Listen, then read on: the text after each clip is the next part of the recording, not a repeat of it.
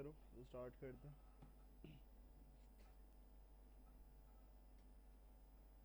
अच्छा, हम 6 semester start करते हैं। हमारा 5th सेमेस्टर कंप्लीट हो गया। 6 सेमेस्टर में देखो हमारे पास ये बिल्कुल डिफरेंट सेमेस्टर है।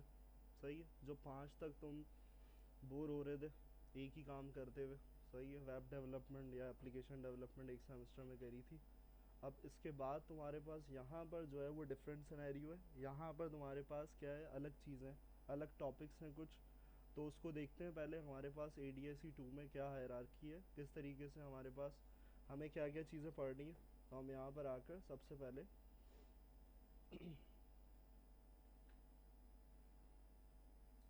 पहले करिकुलम देखते हैं हम कि भाई हमारे पास करिकुलम में क्या क्या चीज़ें मौजूद है। सही है, तो तुम्हारा पहला कोर्स क्या होगा? पहला कोर्स ही सबसे important, data science with R. सही। अब यहाँ डेटा साइंस जो है वो आर के हद तक नहीं है, किसी भी लैंग्वेज पे हो सकती है डेटा साइंस, लेकिन तुम्हारे करिकुलम में डेटा साइंस जो है वो आर लैंग्वेज पे दी हुई है। सही। यानी कि जो भी करना है डेटा साइंस का काम, वो किस पे करोगे? आर पे करोगे। वो पाइथन पे भी हो सकता है, जितने भी चीज़ों पे हो सकता है। दूसरा जो तुम्हारे पास आएगा part, AI primer. AI primer का मतलब क्या है? प्राइमर का मतलब है सब चीज़ें इंक्लूड है। क्या? ML का मतलब मशीन लर्निंग, DL का मतलब डीप लर्निंग, और न्यूरल नेटवर्क्स यानी कि मोर डीप लर्निंग। तो ये सब चीज़ें AI का पार्ट है, यानी कि आर्टिफिशियल इंटेलिजेंस। यहाँ इसको किस पे देखेंगे? ये आर की हद से बाहर चला जाता है, यानी कि इसके लिए परफॉर्मेंस अगर देखी जाए तो वो फिर पाइथन है ज़्यादा बेस्ट। सही। तो यहाँ ऊपर जो है वो लिमिट इसलिए रखी हुई है कि भाई बुक में तुम्हारी सारी चीज़ें आर से रिलेटेड हैं, आर प्रोग्रामिंग पूरी है। सही। तो वो डेटा साइंस फिर हम आर के थ्रू देखेंगे। तुम्हें डेटा साइंस करना आ जाए, वो फिर लैंग्वेज जो भी सीख रहे हो उस पर तुम डेटा साइंस के कॉन्सेप्ट लगा सकते हो किसी भी लैंग्वेज पे। वो तुमने आर पे सीखे, तुम पाइथन पे भी लगा सकते हो। सही। तो यहाँ पर और फिर उसके बाद एक चीज़ वर्ड सुनते हो तुम, बिग डेटा। ये जो सारी चीज़ें, 4-5 चीज़ें तुम्हें नीचे नज़र आ रही हैं, ये सब बिग डेटा को रिलेट करती हैं। बिग डेटा का मतलब क्या? जब तुम्हारे डेटा का वॉल्यूम बढ़ जाए, यानी कि हद से बाहर हो जाए डेटा। यानी कि एक तो होता है 1 लाख डेटा है, 6,000 लोगों का डेटा है, या 10,000 लोगों का डेटा है। लेकिन अगर ऐसा हो जाए कि तुम्हारे पास मैसी डेटा आ जाए, यानी कि ख़राब डेटा जिसको सही करना हो तुम्हें, और उसको तुम्हें एनालिसिस करना हो, एनालाइज करना हो डेटा को, क्योंकि डेटा पे ही काम हो रहा है ना। तो बिग डेटा का मतलब है जब डेटा बहुत बड़ा है। सही। तो वो हमारे पास वीज का कॉन्सेप्ट होता है, उसमें एक वी का मैंने तस्करा किया, वॉल्यूम। तो वॉल्यूम यानी कि कितना बड़ा डेटा है। अगर बहुत बड़ा डेटा है तो उसके लिए डिफरेंट टेक्नोलॉजीज होती हैं। सही।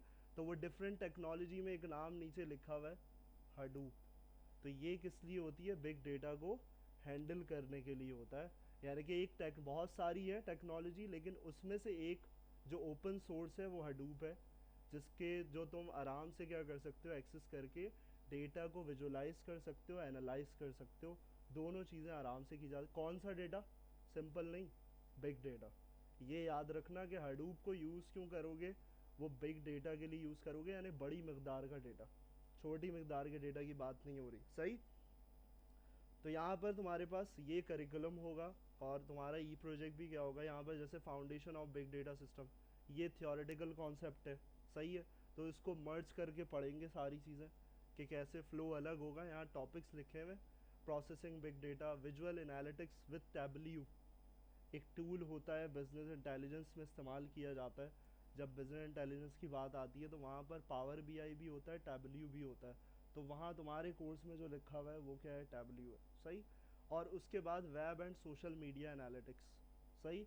कि तुम्हारे वेब से डेटा कैसे स्क्रैप होता है, सोशल मीडिया पे कैसे एनालाइज करना है डेटा, ये सब चीज़ें सारी तुम्हारे पास मौजूद है। तो ये करिकुलम है, हायरार्की है ADSE 2। यहाँ कोई डेवलपमेंट का तस्करा नहीं हो रहा, या कोई वेबसाइट डेवलप नहीं करनी। यहाँ सारी कहानी क्या है? डेटा एनालिसिस की। सही। तो वो तुम, इतनी गारंटी दे रहा हूँ कि यहाँ ये पढ़ लोगे तुम, डेटा साइंस बता, तुम्हारा सारा आगे का आसान है। डेटा साइंस समझ में आ गई तुम्हें, और डेटा साइंस की डेफिनेशन भी बहुत आसान है। सही। तो इसमें पूरी पूरी डिग्रीज होती हैं। तो ये तुम्हें एप्टिक के करिकुलम में कितने 2 महीने में सीखने को मिल जाएगा। तो यहाँ पर देखो हम क्या करते हैं, हम यहाँ पर आते हैं, और इसमें सबसे पहली चीज़ डेटा साइंस विद आर पे चलते हैं। Introduction to data science. सही, सबसे पहली चीज़ क्या है कि भाई डेटा साइंस पता होनी चाहिए। तो हम कहानी कहाँ से स्टार्ट कर सकते हैं? देखो आर प्रोग्रामिंग अलग है, वहाँ लिखा हुआ था डेटा साइंस विद आर। तो पहले हमें ये पता होना चाहिए आर प्रोग्रामिंग लगा किस लिए रहे हो, पाइथन लगा रहे हो, आर लगा रहे हो, तो डेटा साइंस है क्या, वो चीज़ पहले उसका बैकग्राउंड क्लियर होना चाहिए। तो पहली चीज़ क्या है, यहाँ पर तुम्हारे पास देखो टाइटल लिखा हुआ है empowering insights R hands on data science journey, यानी कि तुम्हारे पास डेटा साइंस है लेकिन किसके साथ है, तुम्हारे पास आर के साथ, आर लैंग्वेज के साथ है। तो यहाँ देखो डेटा साइंस की कहानी यहाँ से स्टार्ट होती है कि हमारे पास यहाँ पर फर्स्ट लाइन तुम्हारे पास लिखी हुई है कि भाई अ मल्टी डिसिप्लिनरी फील्ड। सही, तो मल्टी डिसिप्लिनरी फील्ड का मतलब क्या है कि ये एक का मजमुआ नहीं है, किसी एक चीज़ पर टिकी हुई नहीं है ये कहानी। सही, डेटा साइंस जब तुम करते हो तो ये मल्टीपल फील्ड्स को मिलाकर क्या हो जाती है, तुम्हारी डेटा साइंस बनती है। उसमें यहाँ पर देखो सर्कल्स तुम्हें नज़र आ रहे हैं, तुम्हें यहाँ पर क्या क्या है, यहाँ पर तुम्हारे पास मैथ और स्टैटिस्टिक्स लिखा हुआ है। सही, इसका मतलब है जब तुम डेटा साइंस को यूज़ कर रहे हो, डेटा साइंस की बात कर रहे हो, तो वहाँ पर डिफरेंट सब्जेक्ट्स इन्वॉल्व हैं उसके अंदर। वहाँ कंप्यूटर साइंस में क्या क्या चीज़ें लिखी हुई हैं, प्रोग्रामिंग, डेटाबेसेस, बिग डेटा, अभी बात करके आए, थोड़ी सी हाईलाइट करके आए। तो कंप्यूटर साइंस से ये चीज़ है, और बीच में तुम्हारे पास क्या है, मशीन लर्निंग, आर्टिफिशियल इंटेलिजेंस। तो ये सब चीज़ें तुम्हारे पास क्या होती हैं, मल्टी डिसिप्लिनरी फील्ड अगर मिला दो सारी फील्ड्स को, तो तुम्हारे पास क्या होता है, तुम्हारे पास यहाँ पर डेटा साइंस होता है। और डेटा साइंस की सिंपल एक डेफिनेशन क्या है कि तुम क्या करना चाह रहे हो इन सब को यूज़ करके, स्टैटिस्टिक्स को यूज़ करके या कंप्यूटर साइंस की किसी भी टेक्नोलॉजी को यूज़ करके क्या करना चाह रहे हो, ये दो वर्ड्स जो लिखे हुए हैं, एक्सट्रैक्ट इनसाइट्स। डेटा के अंदर कुछ रखा हुआ है जो तुम्हें ऐसे ही नहीं पता चलेगा। सही, डेटा रखा हुआ है, तुम्हारे पास 1000 लोगों का डेटा होगा, आज तक तुमने उसको कोई यूज़ किया नहीं किया, तुम्हारे पास इतनी शीट होंगी, उसमें से कुछ चीज़ें एक्सट्रैक्ट करना, उससे की पॉइंट्स एक्सट्रैक्ट करना कि वो डेटा बता क्या रहा है। डेटा बहुत सारी चीज़ें बता सकता है, लेकिन हमें क्या करना है, हमें उसमें से निकालना पड़ेगा, ऐसे ही नहीं बताएगा। तो वो क्या है, डेटा साइंस अगर तुमसे कोई पूछे, सिंपल डेफिनेशन है कि भाई तुम क्या करना चाह रहे हो, तुम एक्सट्रैक्ट करना चाह रहे हो उसमें से इंसाइट्स। इंसाइट्स का मतलब की पार्ट्स, की कंपोनेंट्स, कि वो डेटा में क्या चीज़ छुपी हुई है। सही, क्यों करना चाह रहे हो, एंड इन्फॉर्म डिसीजंस। सही, तो डिसीजंस लेने के लिए भाई तुम्हारे पास, तुमको ये किसी ऑफिस में एज अ डेटा एनालिस्ट हो, तो तुम्हारा काम क्या होगा, तुम्हारी सेल्स हो रही हैं, तो ऑनर क्या बोलेगा कि भाई मुझे इस महीने यानी क्वार्टरली सेल्स का क्या करके दिखाओ, मुझे विजुलाइज करके दिखाओ कि यार किस महीने में कितनी सेल हुई थी। तो ये एक्सट्रैक्ट कर रहे हो ना डेटा में से, डेटा तो है, सेल हो चुकी है, सही है, लेकिन अब मुझे ये देखना है कि फ़ायदेमंद कौन सा था हमारे पास, हमें कैसे डेटा में से क्या आउटपुट मिल रहा है कि कौन से महीने में क्या सेल हुई थी, कैसी परफॉर्मेंस रही थी, कुछ भी निकालना चाह रहे हो डेटा के अंदर से, तो वो क्या कहलाती है, तुम्हारी डेटा साइंस कहलाती है। क्या है डेटा साइंस? डेटा साइंस क्या है कि हम क्या करना चाह रहे हैं, डेटा के अंदर से इंसाइट्स निकालना चाह रहे हैं, की इंसाइट्स, और क्या करना चाह रहे हैं उसके साथ साथ इन्फॉर्म डिसीजंस। यानी कि हमने इंसाइट्स निकाले, कुछ पॉइंट्स निकाले, अब उस पर क्या होगी, डिसीजन मेकिंग होगी। यानी कि तुमने क्वार्टरली सेल्स बताई ऑनर को, अगर लॉस में जा रहा था तो क्या चेंज करेगा ऑनर, स्ट्रैटेजी चेंज करेगा। बात समझ में आ रही है? डेटा को देख के ही कीजिए, ऐसी थोड़ी बोलेगा कि हवा में यार इस दफ़ा लॉस हो गया, सर पकड़ के बैठ गए और फिर बोले यार स्ट्रैटेजी चेंज करनी पड़ेगी। कैसे करेगा स्ट्रैटेजी? डेटा एनालिसिस, एनालिसिस किया पिछले डेटा पे जो था, अब वो मंथली हो, ईयरली हो, क्वार्टरली हो, कुछ भी हो सकता है, सिनेरियो कुछ भी हो सकता है, लेकिन एनालिसिस करने के बाद फिर डिसीजन लिया जाएगा। क्या कर रहे हो, सारी चीज़ें किस में आ रही हैं, डेटा साइंस, इसी को डेटा साइंस कहते हैं कि तुम इंसाइट्स निकाल रहे हो डेटा के अंदर से ढूंढ के, और क्या कर रहे हो, उस पर डिसीजन मेकिंग कर रहे हो। तो ये दो ही पॉइंट्स क्या हैं डेटा साइंस के। अब वो डेटा एनालिस्ट पे डिपेंड करता है, वो उसके लिए पाइथन यूज़ कर रहा है, आर यूज़ कर रहा है, तो फिर वो विथ आर आ गया, डेटा साइंस विथ आर। बात क्लियर है, समझ में आ रही है? तो मेन बेस क्लियर होनी चाहिए कि भाई डेटा साइंस पढ़ रहे हो तो डेटा साइंस क्या है। अब मैं डायरेक्ट आर प्रोग्रामिंग शुरू करवाऊँ तो तुम्हें पता ही नहीं आर किस लिए यूज़ होती है। तो आर इसलिए यूज़ होती है, किस लिए, कि भाई आर्टिफिशियल इंटेलिजेंस के लिए भी यूज़ कर सकते हो, लेकिन यहाँ तुम्हारा मेन की पार्ट क्या होगा, की गोल क्या होगा, तुम डेटा साइंस के लिए यूज़ कर रहे हो। और डेटा साइंस की डेफिनेशन में ये चीज़ पता होनी चाहिए, ये जो पॉइंट लिखा हुआ है, uses data to extract insights. सही। अब देखो रिलेट करते हैं बिग डेटा से। डेटा बहुत बड़ा हो गया, मैंने डेटा वेयर हाउस से डेटा उठा लिया। वेयर हाउस का मतलब एक जगह डेटा इकट्ठा होता है, हर स्टोर का कोई भी बड़ी कंपनी हो कोई भी हो वो वेयर हाउस में जमा करती है डेटा। तो वहाँ से मैंने पिछले 10 साल का डेटा उठा लिया, तो वो बिग डेटा बन गया। अब वो एनालिसिस करने के लिए ना मुश्किल होगी मुझे थोड़ी सी इन छोटे टूल्स से। तो वहाँ पे टेक्नोलॉजी क्या हो जाती है, चेंज हो जाती है। बात समझ में आ रही है। तो ये बिग डेटा और सिर्फ सिंपल डेटा में डिफरेंस होता है कि यहाँ पर हमारे पास 6,000 है, 10,000 है, तो ये तो छोटा डेटा है तुम्हारे पास, इसमें तो हो जाएंगी चीज़ें, तुम कर लोगे एनालिसिस। कंपनी का 1 साल का डेटा, सही है, समझ में आ रही है चीज़, एनालिसिस कर लोगे उस पर, किसके थ्रू, तुम यहाँ पर किसी भी लैंग्वेज के थ्रू कर लोगे। बात क्लियर है। लेकिन लैंग्वेज अकेले कुछ काम नहीं करती, उसके साथ साथ दूसरी फील्ड्स इन्वॉल्व होंगी। क्या लिखा हुआ है, सबसे कोर फील्ड जो है ना वो ये है, क्या है, मैथ एंड स्टैटिस्टिक्स। बात समझ में आ रही है। मैथ तो बिल्कुल ही बेसिक लेवल है, मैथ तो होना ही चाहिए, स्टैटिस्टिक्स के लिए मैथ आनी चाहिए, और स्टैटिस्टिक्स जो है वो तुम्हारा एक मेन पार्ट है। तो हम समझेंगे बेस लेवल से ना, वो इसी से आर प्रोग्रामिंग करेंगे लेकिन विथ स्टैटिस्टिक्स। स्टैटिस्टिक्स की जितनी चीज़ें हैं वही सारी डेटा एनालिसिस में हमारे लिए हेल्पफुल होती हैं। बात क्लियर है। तो यहाँ पर तुम्हारे पास इस तरीके से आ रही है। अब ये चीज़ें मैंने यहाँ पर, अब देखो हमारे पास डेटा साइंस इंडस्ट्रीज़ पे कैसे इम्पैक्ट कर रही है। तो हमारे पास डिफरेंट इंडस्ट्रीज़ होती हैं, कौन कौन सी, हेल्थ केयर, फाइनेंस, मार्केटिंग। तो हम क्या कर रहे होते हैं, उसमें हम एग्जाम्पल लिखी हुई है प्रेडिक्टिव एनालिटिक्स।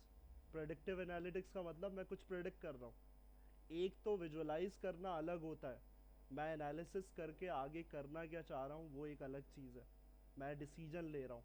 एक चीज़ है कि मैंने कुछ डेटा पे काम किया और उस डेटा पे आगे क्या होने वाला है, जिसको बोलते हैं फॉरकास्टिंग, प्रेडिक्शन दे रहा हूँ। वेदर फॉरकास्टिंग होती है ना, कि अगले दिन मौसम क्या होने वाला है, यानी कि आज का मौसम क्या होगा, तो वो क्या होता है, किसके थ्रू होता है, वो मॉडल्स के थ्रू होता है, यानी कि प्रेडिक्टिव एनालिटिक्स कर रहे हो। पिछले जितना जो भी चल रहा था तुम्हारा हाल, मौसम जो भी चल रहा था उसी को जमा करके उसी को लेके आगे का प्रेडिक्ट करवाया है, कोई अलग से नहीं दे रही वो मॉडल। सही। तो प्रेडिक्टिव एनालिटिक्स भी पिछले ही डेटा पे होता है। बात क्लियर है। तो प्रेडिक्टिव एनालिटिक्स का मतलब ये है, और पर्सनलाइज रिकमेंडेशंस, ये सब चीज़ें एग्जाम्पल्स हैं। यूट्यूब को देख लो, रिकमेंड करता है ना, तुम जो देखते हो तुम्हारी फेवरेट चीज़ ही रिकमेंड करता है ना, उसी से रिलेटेड, तो उसको बोलते हैं रिकमेंडेशन सिस्टम्स। सही। कि कुछ तुम देख रहे हो, जिस टाइप की मूवीज देख रहे हो वो फिर रिकमेंड में आती है, जिस टाइप का सॉन्ग सुन रहे हो उसी रिकमेंडेशन में तुम्हारे पास सॉन्ग्स आएंगे। सही है। तो वो चीज़ कैटेगरी भी डिसाइड करता है वो तुम्हारा मॉडल। बात क्लियर है। तो ये सब चीज़ें एआई में बनाई जाती हैं और डेटा साइंस में की जाती हैं, लेकिन डेटा साइंस और एआई को अलग अलग रखो। अगर इसको और क्लियर कर दूँ ना कि तुम एआई और डेटा साइंस की कन्फ्यूजन, तो वो सिर्फ इतना रखो कि एआई ना पूरा ये है सर्कल। अब उसमें कोई तुमसे बोल रहा है ना कि डेटा साइंस, तो ये इसी के सर्कल के अंदर आता है, यानी कि डेटा साइंस एक पार्ट है आर्टिफिशियल इंटेलिजेंस का। सही है। ये कहीं ना कहीं हेल्पफुल हो गई आर्टिफिशियल इंटेलिजेंस। डेटा एनालिस्ट अगर कोई बोल रहा है तो वो मिलता जुलता ही है भाई। डेटा साइंस जो बोल रहे हो वो डेटा एनालिस्ट, यानी कि अलग अलग जो भी नाम सुनोगे वो सब एक ही सर्कल के अंदर आते हैं। तो अगर इस आसान चीज़ को समझ लो तो वो तुम्हारे पास तुम्हारी चीज़ें आसान हो जाएंगी कि आर्टिफिशियल इंटेलिजेंस के अंदर ही डेटा साइंस एक हिस्सा पूरा कर रहा है, एक पार्ट को पूरा कर रहा है तुम्हारे एआई को। तो ये सब चीज़ें क्या है, अंडर द ट्री आती हैं, किसके, आर्टिफिशियल इंटेलिजेंस के। बात क्लियर है। लेकिन अभी फ़िलहाल इसकी डेफिनेशन क्लियर होनी चाहिए। इसकी डेफिनेशन क्या बताइए भाई, डेटा साइंस की क्या डेफिनेशन है अभी, क्या समझ में आया अभी तक। हम्म।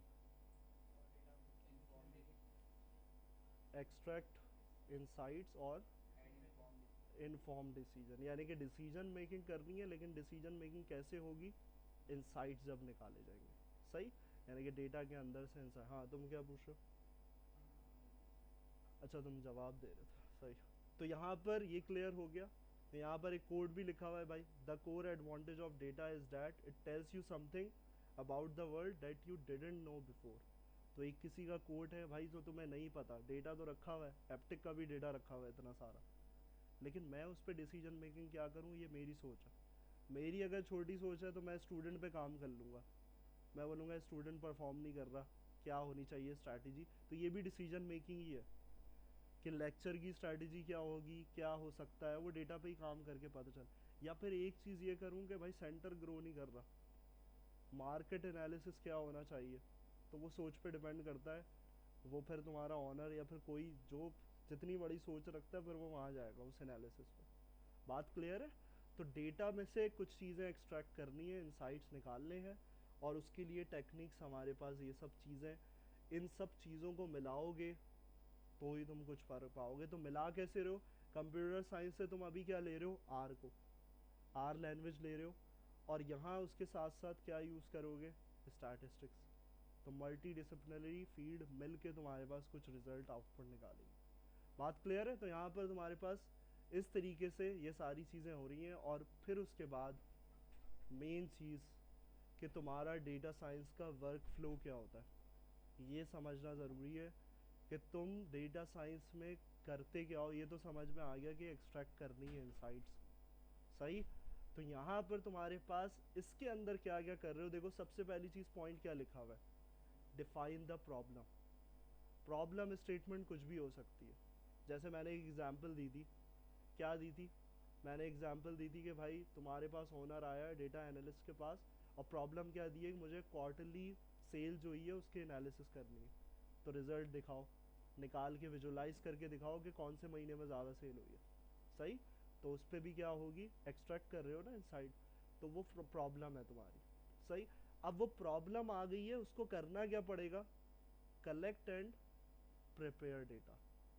वो कलेक्ट करेगा डेटा, प्रिपेयर करेगा, तो ये डेटा साइंस का वर्क फ्लो है। और उसके बाद क्या करेगा, एक्सप्लोर करेगा और एनालाइज करेगा, डेटा को डेटा पे एनालिसिस करेगा। और हाँ, आगे की कहानी क्या है वो ये दूसरी, बिल्ड मॉडल्स।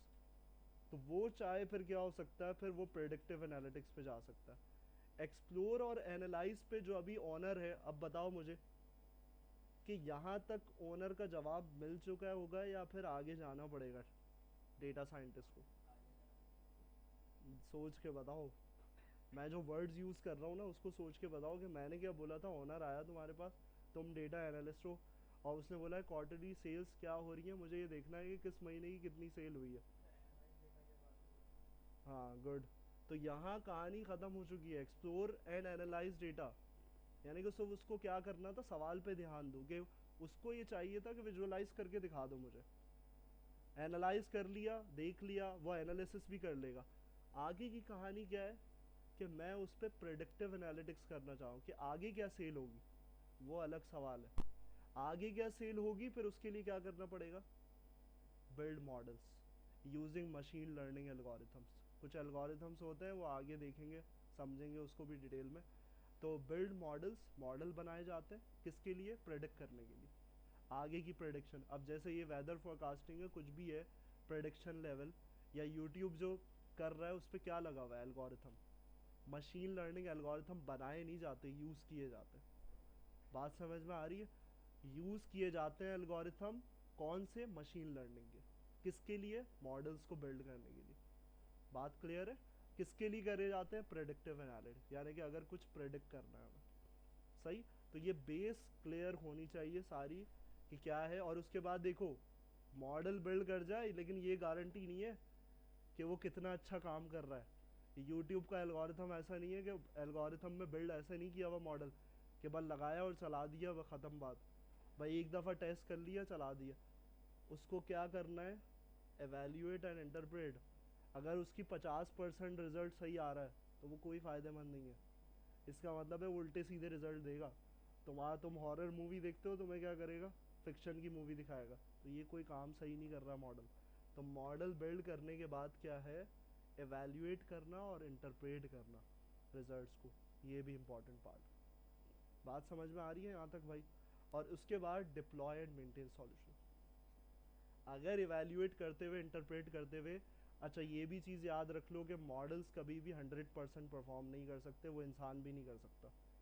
तो अगर वो 80% कर रहा है और उससे ज़्यादा तुमने इवेल्युएट पूरा कर लिया, पूरी जान तोड़ मेहनत लगा दी, हर चीज़ कर ली, अगर वो 80% की हद तक महदूद रह गया, इसका मतलब है तुम उसी को डिप्लॉय कर दोगे। बात समझ में? इसका मतलब है 95-99% तक तो हो सकता है, 100 नहीं हो सकता कभी। समझ में? लेकिन 50 है, वो फिर तुम्हारा फ्लॉ है, तुमने कुछ छोड़ दिया, मिस कर दिया। बात समझ में आ रही है? तो ये सारी चीज़ें बेस है, ये सब चीज़ें समझनी है यहाँ पर, ये सारी चीज़ें डेटा साइंस। तो ये पूरा फ्लो है कि एक डेटा साइंटिस्ट करता क्या है, वो ये सारी चीज़ें करता है।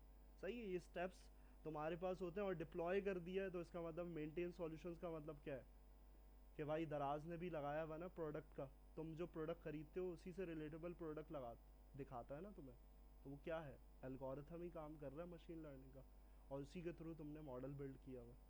बात समझ में आ रही है? तो यहाँ पर ये सारी चीज़ें तुम्हारे पास होती हैं, और फिर कहानी आ जाती है कि भाई वर्क फ्लो हो गया, करना कैसे, उसके लिए टूल्स और टेक्नोलॉजीज है। क्या है? पाइथन लाइब्रेरीज हो सकती हैं, पाइथन की। सही। और R for statistical analysis, R जो जानी जाती है, जो पॉपुलर है किसकी वजह से? स्टैटिस्टिकल एनालिसिस, यानी कि ज़्यादातर एनालाइज जो किया जाता है वो यहाँ किया, जब भी डेटा साइंस को आर के साथ रखा हुआ है। बात समझ में आ रही है? और फिर ये जो तुम्हारे पास है दूसरा, टैबल्यू और पावर बीआई फॉर विजुअलाइजेशन, ये विजुअलाइज करने के लिए आगे। और फिर उसके बाद सबसे last big data tools like Hadoop और स्पार्क। सही। तो ये सब चीज़ें तुम्हारे पास टूल्स और टेक्नोलॉजीज में आ जाती हैं। रियल वर्ल्ड एप्लीकेशन जो कुछ रिलेट भी करवा दी हैं, तो वो ये सारी चीज़ें कि नेटफ्लिक्स रिकमेंडेशन सिस्टम उसका काम कर रहा है, गूगल सर्च ऑप्टिमाइजेशन एल्गोरिथम ही चल रहा है उस पर, मशीन लर्निंग। अमेजोन है predictive analytics in supply chain.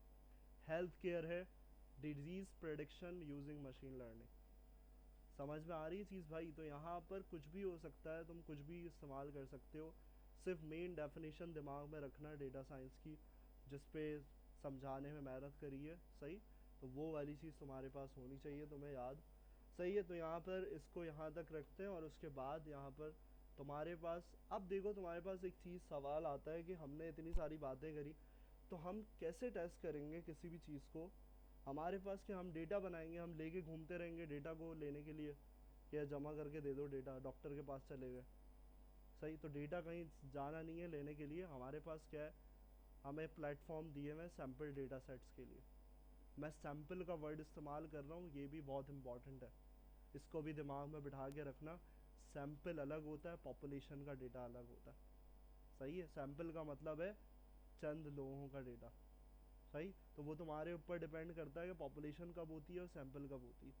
तो सैंपल डेटा सेट हमेशा यूज़ करूँगा वर्ड, वो किस लिए होगा? क्योंकि हमेशा सैंपल ही बना के दिया जाता है, पूरा कभी भी नहीं होता। सही। तो यहाँ पर देखो हमारे पास डेटा सेट कुछ इस फॉर्म में होते हैं। कौन सी फॉर्म में? कोई नई चीज़ नहीं है, एक्सेल के फॉर्मेट में। यही तुम्हारी लैंग्वेजेस इसी को रीड करती हैं और इसी पे प्रैक्टिस की जाती है। प्रैक्टिस करने के लिए रियल वर्ल्ड डेटा कहीं से तुम नहीं लेकर आ सकते। सही। रियल वर्ल्ड डेटा के लिए तुम्हें क्या मेहनत करनी पड़ेगी, वो तुम्हारी कंपनी में हो सकता है एज अ डेटा एनालिस्ट, तुम वो रियल वर्ल्ड डेटा यूज़ कर सकते हो।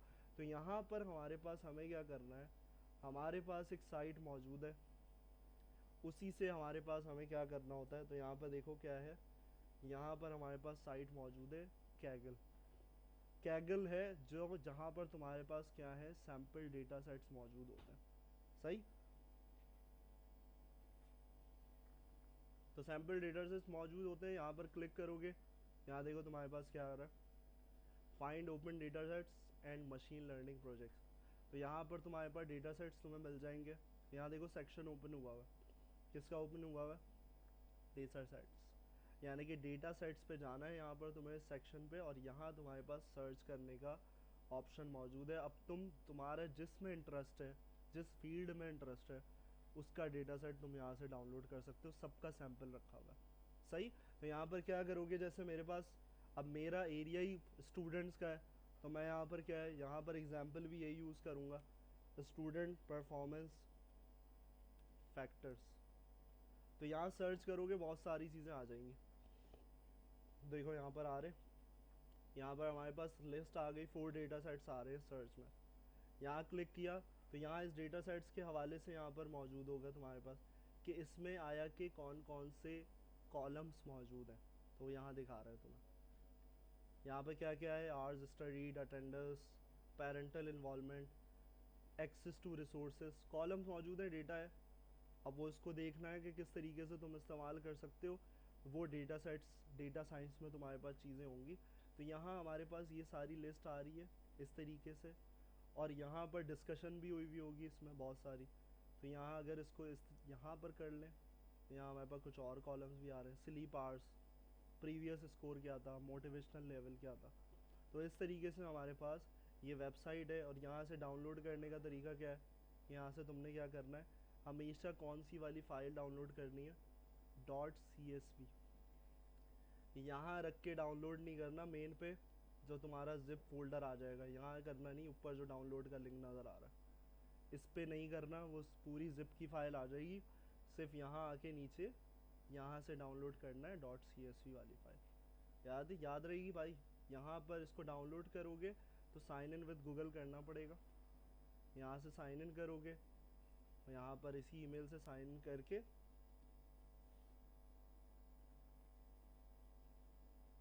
फिर उसके बाद तुमने यहाँ से क्या कर लेना, यहाँ से डाउनलोड कर लेना। सही है। तो ये डेटा सेट तुम्हारे पास आ जाएगा इस तरीके से। और यहाँ अगर इसको ओपन करोगे तो तुम्हारे पास एक्सेल पे ओपन होगा। तो देखो ये कॉलम्स आ गए इतने सारे। सही। तो ये कॉलम्स आ रहे हैं डिफरेंट हमारे पास। ये हैं, कितने कॉलम्स हैं ये अभी हमें नहीं पता, जितने भी कॉलम्स हों। सही। तो यहाँ पर ये वाली कहानी हो गई मुकम्मल। अब देखो आते हैं टूल के ऊपर। किस चीज़ की बात कर रहे थे टूल में, आर की। सही। तो अब हमें जाना है किसके ऊपर, आर के ऊपर। तो उसके लिए बहुत सिंपल है, बहुत छोटी सी चीज़ है कि तुम्हें पहले क्या करना है, 2 चीज़ें इंस्टॉल करनी होंगी। पहले क्या करना है, डाउनलोड आर, लेकिन वर्जन याद रख लो कौन सा लिख रहा हूँ, लेटेस्ट 4.4.2। क्योंकि आगे जाओगे स्टैटिस्टिक्स करने तो कुछ लाइब्रेरीज हैं वो इंस्टॉल नहीं हो पाएंगी पुराने वर्जन्स पे। सही। तो नया वर्जन जो नंबर बता रहा हूँ उसी को करना डाउनलोड, और सर्च करोगे यहाँ पर आ जाओगे डाउनलोड आर 4.4.2 फॉर विंडोज़। और यहाँ से सिंपली तुम्हारे पास क्या होगा, क्लिक करोगे, और क्लिक करोगे तुम्हारे पास ये आ जाएगा, डाउनलोड कर लोगे इसको। और ये कोई इसका इतना मुश्किल सेटअप नहीं है, सिर्फ मैं तुम्हें तरीका बता रहा हूँ कैसे करना होता है। ये आर लैंग्वेज का है पूरा पैटर्न। इसको इंस्टॉल करोगे तब तुम्हारा स्टूडियो चल सकेगा। सही। तो पहला स्टेप है आर को इंस्टॉल करना। देन तुम क्या करोगे, अगली चीज़ पे जाओगे, यहाँ पर क्या, डाउनलोड आर स्टूडियो। अगली फिर ये चीज़ होगी, डायरेक्ट आर स्टूडियो नहीं चल सकता, आर स्टूडियो डेस्कटॉप। और इस पे जाकर तुमने आर स्टूडियो डेस्कटॉप पे आओगे तो यहाँ तुम्हें देखो एक चीज़ नज़र आएगी, यहाँ पे भी रिकमेंड करेगा तुम्हें, लेकिन यहाँ एक चीज़ नज़र आ रही है तुम्हें 3.6.2। यहाँ से करोगे तो इधर उधर घूम जाओगे तो तुम्हें मिलेगा नहीं। यहाँ डाउनलोड आर फॉर विंडोज़, ये कहीं और ले जाएगा। यहाँ फॉर द फर्स्ट टाइम तो वो 4 ही कर दे शायद, तो लेटेस्ट वर्जन नहीं हो पाएगा तुम्हारे पास। तो तुम्हें क्या करना है, तुमने आर करके रख लिया, डायरेक्ट क्या करो, डाउनलोड डेस्कटॉप फॉर विंडोज़, यानी कि आर स्टूडियो को करो, आर लैंग्वेज डाउनलोड कर लिए, तो ये तुम्हारे पास अगला स्टेप होगा। बात समझ में आ रही है। तो आर लैंग्वेज का होना ज़रूरी है पहले, फिर उसके बाद आर स्टूडियो का होना ज़रूरी। जैसे मोंगो डीबी में होता था, पहले सर्वर करते थे हम, फिर उसके बाद हम क्या करते थे, मोंगो डीबी कंपास हो गया, मोंगो डीबी शेल हो गया। बात क्लियर है भाई। तो यहाँ दोनों सेटअप्स आसान है, मुश्किल नहीं है। आर स्टूडियो का भी सेटअप आसान है और इसका भी है। इसको इंस्टॉल करके मैं नहीं दिखा रहा, इंस्टॉल करोगे, अगर कहीं मसला हो रहा हो तो पूछ लेना फिर क्या चीज़ है, बहुत सिंपल सा है। सही। तो यहाँ आके तुमने क्या करना है, ये सब चीज़ें किस लिए बताई हैं, तो यहाँ तुम सर्च करोगे, यहाँ पर तुम्हारे पास इस तरीके से इंस्टॉल करने के बाद आर स्टूडियो इस तरीके से नज़र आएगा तुम्हें। और इसको तुम्हें क्या करना है, ओपन करना है। और यहाँ ओपन करने के बाद तुम्हारे पास एक चीज़ आ जाएगी यहाँ पर इस तरीके से। और यहाँ क्या करना है तुमने, यहाँ पे आके तुमने क्या करना है, अगला स्टेप क्या होगा, अगला स्टेप यहाँ पर होगा तुम्हारा न्यू फाइल। न्यू फाइल पे आए तो यहाँ हम काम किस पे कर रहे हैं, नोटबुक मार्कडाउन ये सब नहीं करना, किस पे करना है, आर स्क्रिप्ट। बात क्लियर है, आर स्क्रिप्ट पे करना है क्लिक, तो तुम्हारे पास कुछ इस तरीके से स्क्रिप्ट आ जाएगी। और जो आउटपुट तुम्हें नज़र आएगा वो कहाँ नज़र आएगा, वो तुम्हें यहाँ पर नीचे नज़र आएगा, जो भी रिजल्ट होगा। और यहाँ तुम्हारे पास कुछ मेमोरीज में यहाँ चीज़ें सेव हो रही होती हैं वो आएंगी, और अगर कुछ प्लॉट करोगे तो वो यहाँ पर नज़र आ रहा हो। समझ में आ रही है चीज़ भाई। तो यहाँ पर इस तरीके से कुछ चीज़ें तुम्हारे पास ये होता है, ये इंटरफेस है। अब क्या करें, हमने एक डेटा सेट लिया था, अब डेटा सेट को देखो रखने का तरीका क्या है। मैंने देखो एक पैटर्न से रखा हुआ है डेटा सेट, एक फोल्डर के अंदर रखा हुआ है, और एक फोल्डर के अंदर यहाँ बहुत सारे डेटा सेट हैं। तो मैं हमेशा क्या करूँगा, डेटा सेट को लोड करने के लिए इस लोकेशन का इस्तेमाल करूँगा। बात समझ में आ रही है। तो यहाँ पर तुम्हारे पास क्या करना है तुम्हें, हम यहाँ पर आते हैं और यहाँ आते हैं, और इसके अंदर हम देखते हैं कि भाई हमारे पास किस तरीके से हमें इंपोर्ट करना है, किस तरीके से व्यू करना है। तो देखो यहाँ कुछ तरीका है, क्या तरीका है हम यहाँ पर देखते हैं उसको, कि भाई हमारे पास जो डेटा आया है, अब तुम क्या करोगे, तुम्हारे पास तो डायरेक्ट यहाँ आ जाएगा, लेकिन मैं तरीका बता रहा हूँ कि भाई डायरेक्ट डेस्कटॉप पे रखने के बजाय तुम क्या करो, तुम कहीं फोल्डर में रखो उसको स्पेसिफाइड, और वहाँ से फिर क्या करो, डेटा सेट को लोड करो। सही। तो यहाँ तुमने क्या करना है, तुम्हें यहाँ पर आकर, जैसे मैं यहाँ पर आता हूँ डाउनलोड पे, जैसे है मेरे पास, तो यहाँ का कैसे करोगे डाउनलोड पे, तो यहाँ पे आगे तुम प्रॉपर्टीज़ में भी जाके कर सकते हो। प्रॉपर्टीज़ से यहाँ पर तुम्हारे पास लोकेशन आ जाती है, इसको भी ले सकते हो। सही। या यहाँ से कर लो, दोनों तरीके, ऊपर से कर लो कॉपी, नीचे से कर लो। सिर्फ यहाँ पर तुम्हारे पास तरीक़ेकार ये होगा कि भाई इधर अगर लेकर आते हो तो लोड कैसे करोगे, तो CSV फाइल को लोड करने का तरीका क्या होता है, यहाँ तुम यूज़ करते हो read.csv। सही। read.csv, और फिर इसके अंदर कहाँ तुम्हारी फाइल रखी है उसकी लोकेशन बता रहे। बात समझ में आ रही है। लेकिन ये बैक स्लैश नहीं यूज़ होंगे, यहाँ क्या यूज़ होंगे, forward slash, forward slashes use होंगे। और फिर उसके बाद सबसे इम्पॉर्टेंट चीज़, उस फाइल का नाम। उस फाइल का नाम नहीं होगा तो तुम कुछ नहीं कर सकते। तो फाइल का नाम क्या है, स्टूडेंट परफॉर्मेंस फैक्टर्स। बात समझ में आ रही है भाई। और यहाँ अब ये कहानी यहाँ पर ख़त्म नहीं हुई, हम प्रोग्रामिंग लैंग्वेज पढ़ते हुए आ रहे हैं। तो प्रोग्रामिंग लैंग्वेज में एक चीज़ इंपॉर्टेंट होती है क्या, इनिशियलाइजेशन, वेरिएबल के अंदर डालना। भाई ये डेटा सेट आएगा तो किसके अंदर आएगा, तो कैसे करोगे, देखो उसके लिए क्या है तरीका। मैं क्या कर रहा हूँ, एक डैश लगा रहा हूँ, तो ये आर के अंदर तरीका होता है एरो। अब ये एरो इधर भी जा सकता है उधर भी जा सकता है, वो दोनों तरीके बताऊंगा। तो यहाँ पर देखो, यहाँ क्या किया मैंने, एक वेरिएबल बना लिया। इसका मतलब है ये पूरा डेटा सेट किसके अंदर लोड होगा, इस वेरिएबल के अंदर लोड होगा, किसके अंदर, स्टूडेंट्स के अंदर। बात समझ में आ रही है भाई। तो यहाँ इसको क्या करोगे, यहाँ पर तुमने इसको सिलेक्ट किया और कंट्रोल एंटर किया। सही। तो यहाँ पर तुम्हारे पास कोई एरर दे रहा है लोकेशन का, शायद हो सकता है कोई चीज़ हमने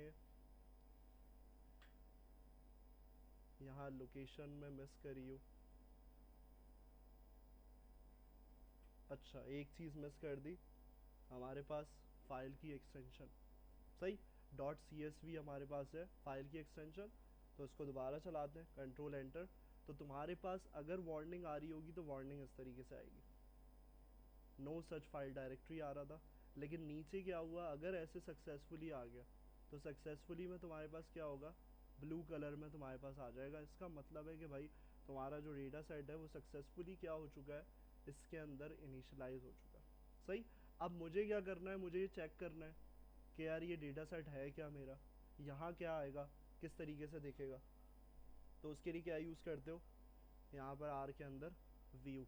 अगर तुम स्मॉल वी में लिखोगे तो तुम्हें ये खुद रिकमेंड करेगा कि भाई यहाँ पर ये फंक्शन ये है।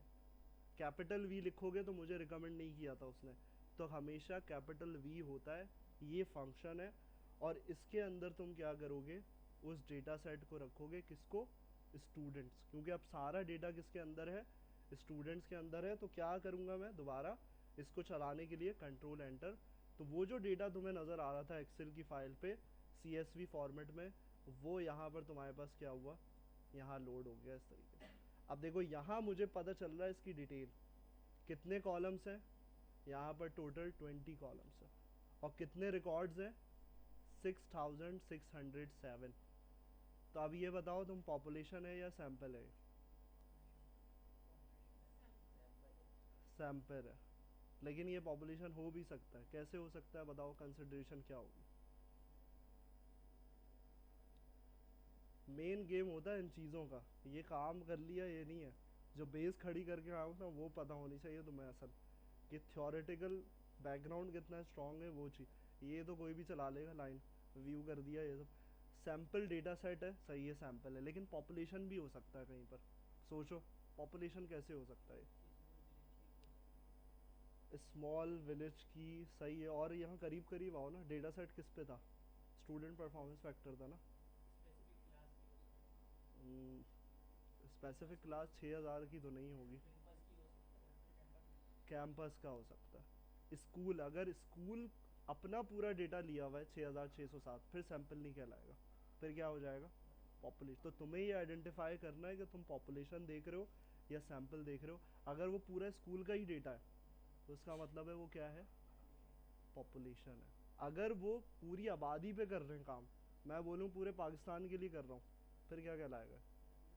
चलो, अरे भाई सैंपल कहलाएगा ना, पूरी आबादी है, सारे कैंपसेस हैं, उसमें से मैंने इकट्ठा किया है डेटा 6607। अब कितनी आबादी है? बहुत, 22 करोड़ से ज़्यादा हो चुकी है, तो अब वो 6607 क्या है? सिंपल छोटा सा सैंपल है। हाँ बस इतना से याद रखो, जैसे मैं एप्टिक की बात कर रहा हूँ, अगर ये डेटा तुम्हें दे दिया तो वो फिर क्या होगा एप्टिक का? सिर्फ एप्टिक के प्रिडिक्शन दे रहा हूँ, एप्टिक के हिसाब से प्रिडिक्ट कर रहा हूँ, तो वो क्या कहलाएगा? पॉपुलेशन ही होगा। सही। तो ये चीज़ है। अगर मैंने बोला कि एप्टिक में ही 10,000 बच्चे हैं, लेकिन तुम्हें सैंपल कितना का दिया गया? 3,000 का, अब बताओ, सैंपल है। तो ये गेम समझ में आना चाहिए। समझ में आ रही है बात भाई? ये वाली कहानी समझ में आ रही है कि पॉपुलेशन कंसिडरेशन कब होती है और सैंपल कंसिडरेशन कब होती है? तो ये चीज़ें दिमाग में रखना, लेक्चर दोबारा भी सुनोगे तो रिवीजन हो जाएगा। आगे कुछ थोड़ी सी और चीज़ें देख लो, इसी फाइल में कुछ चीज़ें और मौजूद हैं। क्या है? व्यू करना देख लिया। अब मैं देखो इसी चीज़ को, इसी कहानी को उल्टा भी कर सकता हूँ, कि मैं यहाँ पर देखो इसको हटा के क्या कर रहा हूँ, मैं इसी को लेता हूँ लाइन को, और इसी को कॉपी करके पेस्ट करता हूँ, लेकिन अब डिफरेंट पैटर्न से क्या करूँगा, लोड करूँगा। तो कैसे लोड करूँगा? मैं यहाँ पर आऊँगा और इसको यहाँ लिखूँगा स्टूडेंट्स को, और इस पे आके देखो एरो की डायरेक्शन चेंज हो गई। वेरिएबल उस तरफ से था तो वहाँ किया हमने, और अब वेरिएबल इस तरफ आ गया तो डायरेक्शन चेंज कर दी। सही है। अब वो नहीं रखेंगे डायरेक्शन जो वहाँ की थी, तो डेटा सेट अब भी लोड हो जाएगा। सही। स्टूडेंट के वेरिएबल में अगेन तुम्हारे पास क्या हुआ, यहाँ पे आउटपुट में लोड हो गया, और व्यू करोगे तो ऐसे होगा। और एक और बहुत पुराना पैटर्न जो तुम्हें खुद ही याद है, क्या है? Equal to. तो ये डिफरेंट पैटर्न्स हैं। इक्वल टू में लोड करो, तुम वैसे करो, बस लोड होना चाहिए। असल कहानी वो है कि लोड हो, वो ऊपर वाला करो, दूसरा करो या तीसरा, बस तुम्हारा मेन मोटिव जो है वो क्लियर होना चाहिए। एक और चीज़ है कि अगर आर के अंदर हम कॉलम्स को एक्सेस करना चाहें, इतने सारे कॉलम देखे थे ना हमने, यहाँ हमने इतने सारे कॉलम्स देखे, लेकिन हमें कुछ कॉलम से काम करना होगा, तो ये चीज़ पता होनी चाहिए कि कैसे करना है काम। तो हम किस तरीके से करेंगे? देखो यहाँ पर टाइप देखने के लिए तरीका होता है। यहाँ देखो लिखा हुआ है to check the data types of an object और एट्रीब्यूट्स। कॉलम्स है, एट्रीब्यूट्स का हो, कुछ भी कहो, तो उसके लिए क्या होता है तुम्हारे पास? Function class. सही। क्लास में देखो पहली चीज़ एक दी हुई है। अब मैं देखो यहाँ पर क्या कर रहा हूँ, यहाँ पर क्लास को यूज़ करता हूँ, और यहाँ क्लास के अंदर क्या डाल रहा हूँ? अभी कॉलम नहीं है ये, क्या है ये कॉलम है, क्या है ये? लो, अब अब तुम लोग सैंपल में फंस गए। डेटा सेट, अब प्रोग्रामिंग के हद से तो उसमें चलो, डेटा सेट पे लिखा हुआ है data set, view data set. तो कंट्रोल एंटर, देखो नीचे टाइप आ रही है, क्या है? यहाँ नीचे तुम्हारे पास नज़र आ रहा है भाई सबको, डेटा डॉट फ्रेम, यानी कि ये डेटा सेट की टाइप है। डेटा कैसे स्टोर्ड हुआ है वो किस पैटर्न में स्टोर्ड हुआ है? आर के अंदर एक कॉन्सेप्ट होता है डेटा डॉट फ्रेम का। बात समझ में आ रही है? और अगर हम स्पेसिफिक कॉलम्स को देखें तो स्पेसिफिक कॉलम्स को कैसे लेंगे? उसके लिए हमारे पास तरीका होता है कि भाई पहले डेटा सेट का नाम और फिर उसके बाद हम क्या करें, यहाँ पर डॉलर का साइन लगाओगे तो हमारे पास देखो क्या हो गया, सारे कॉलम्स एक्सेसिबल हो गए। तो हमारे पास आवर्स स्टडीड भी आ रहा है, अटेंडेंस भी आ रहा है। तो तुमने एक को लिया, एक को सिलेक्ट किया आवर्स स्टडीड को, और यहाँ पर तुमने कंट्रोल एंटर किया, तो अब वो एक कॉलम की डेटा टाइप बता रहा है कि भाई ये आवर्स स्टडीड में डेटा जो स्टोर हुआ हुआ है वो किस टाइप का है? इंटीजर टाइप का। अब वो डेटा स्ट्रक्चर होता है वो हम बेसिक्स को देखेंगे आगे। अभी सिर्फ तुम्हें इंटरेस्टिंग बनाने के लिए फर्स्ट लेक्चर डेटा सेट को लोड करना दिखा दिया, वापस बेसिक पे जाएंगे। डेटा स्ट्रक्चर्स क्या होते हैं? उन डेटा स्ट्रक्चर्स में से एक चीज़ ये है, क्या है? Data dot frame. ये एक डेटा स्ट्रक्चर है। अगर इसको रिलेट करना चाहो अभी, तो एरे एक डेटा स्ट्रक्चर होता है। चलो तुम लोग अपनी बातें कर लो, अभी मेरा लेक्चर ख़त्म हुआ। तो डेटा स्ट्रक्चर्स में एरे भी काउंट होता है, यानी कि एरे क्या है? डेटा स्टोर करने का तरीका। तो डेटा जिस जिस पैटर्न में स्टोर होता है वो डेटा स्ट्रक्चर कहलाता है। सही। तो यहाँ पर तुम्हारे पास तुम्हें ये भी पता चल गया कि भाई तुम कॉलम की टाइप को किस तरीके से चेक कर सकते हो। देखो पेरेंटल इन्वॉल्वमेंट आ रहा है, यहाँ पर देखो तुम्हारे पास क्या शो कर रहा है? करेक्टर। अब मैं यहाँ एक क्वेश्चन करूँ, ये पेरेंटल इन्वॉल्वमेंट का कॉलम करेक्टर पे, अब यहाँ से पता चल जाएगा तुम्हारी प्रोग्रामिंग हिली भी है या नहीं। तो यहाँ पेरेंटल इन्वॉल्वमेंट के कॉलम का डेटा देखो ना, कैरेक्टर पे। अभी जो तुमने पढ़ा है अभी तक, तो वो क्या होता है? पेरेंटल इन्वॉल्वमेंट में जो लिखा हुआ है वो क्या है? करेक्टर में होता है। क्या होता है? तो आवाज़ निकालो ना। स्ट्रिंग होता है, लेकिन आर के अंदर स्ट्रिंग का कॉन्सेप्ट नहीं है। सही। तो यहाँ पर स्ट्रिंग नहीं होता, यहाँ पर तुम्हारे पास क्या होता है? हमेशा करेक्टर ही आएगा नज़र। सही। कोई भी तुम्हें स्ट्रिंग फॉर्मेट नज़र आएगा वो रिटर्न क्या करेगा? करेक्टर ही रिटर्न करेगा। बात समझ में आ रही है? तो यहाँ पर डिफरेंट कॉलम्स पे निकाला हुआ है, ये सारी चीज़ें हुई हुई हैं। डेटा सेट डाउनलोड करो, आर हुई हुई होगी यहाँ पे इंस्टॉल, आर स्टूडियो ओपन करो और डेटा सेट को लोड करो।